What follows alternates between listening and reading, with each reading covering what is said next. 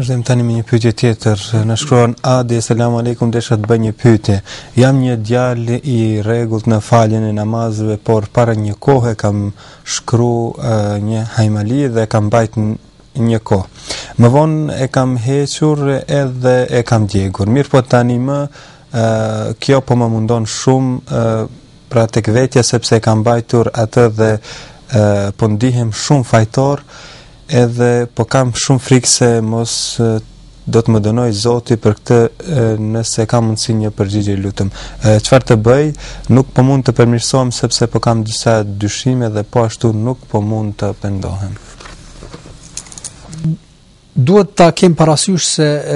mbajtja e hajmalive, pavarësisht në çfarë ka të shkruar në të, nuk është e drejtë për muslimanin, për arsye se është një praktikë e re e cila nuk ka qenë e njohur në kohën e pejgamberit sallallahu alaihi wasallam, nuk vërtetohet se dikush nga shokët e tij ka bartur me vete, qoftë edhe ndonjë shkrim me fjalë të Allahut të Madhërisht prej ajeteve kuranore dhe me bart me vete si një lloj mbështetje e kështu me radhë. E aq më pak nëse në ato shkrime kemi lloje të ndryshme të gjërave që janë të pakuptimta, që nuk ka dyshim na çon tek mendimi se janë vepra që ndërlidhen me shirk dhe me vepra me idhujtari dhe me vepra që të atyre njerëzve të cilët bashkëpunojnë me shejtanet dhe me xhinët. Prandaj e drejta është që muslimani t'u largohet këtyre veprave dhe këtyre punëve të hajmalive,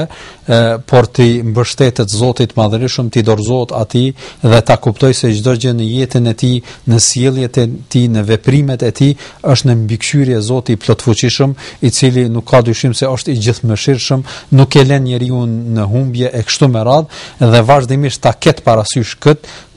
dhe në këtë qëndron pra mbështetja e tij me plot kuptim të fjalës në Zotin e plotfuqishëm. Kurse në lidhje me atë se ai ka bartur më herët, themi se një nga gjërat që duhet ta ketë parasysh muslimani është se Allahu i Madhërisht për çdo vepër të cilën e ka bërë më herët, nëse njeriu pendohet sinqerisht për të dhe ndin në veten e tij keqardhje, atëherë Zoti i Madhërisht e fal atë vepër dhe është tejkalues, është falës. Në rastin konkret po kuptohet qartë se ky shikues e ndin veten e tij këtë keqardhje dhe ndin veten e tij se ka gabuar, atëherë shpresojmë tek Allahu i Madhërisht ta ketë falur, edhe nuk duhet ta kthej këtë pastaj në një vezvese apo në një gjendje që mund t'i shkaktoj dhimbje apo probleme vetes së tij. Prandaj unë them edhe një herë, ajo që ka ndodhur është tejkalu, mundohu tash të jesh në rrugën e drejtë, ti mbështetesh Allahut të Madhërisht, të mundohesh ti zbatosh urdhrat e tij ashtu si duhet më së miri, dhe nëse je në këtë rrugë, atëre ti jesh i sigurt se edhe Allahu i Madhërisht është falës dhe e fal besimtarin vazhdimisht. Do të vazhdojmë tani me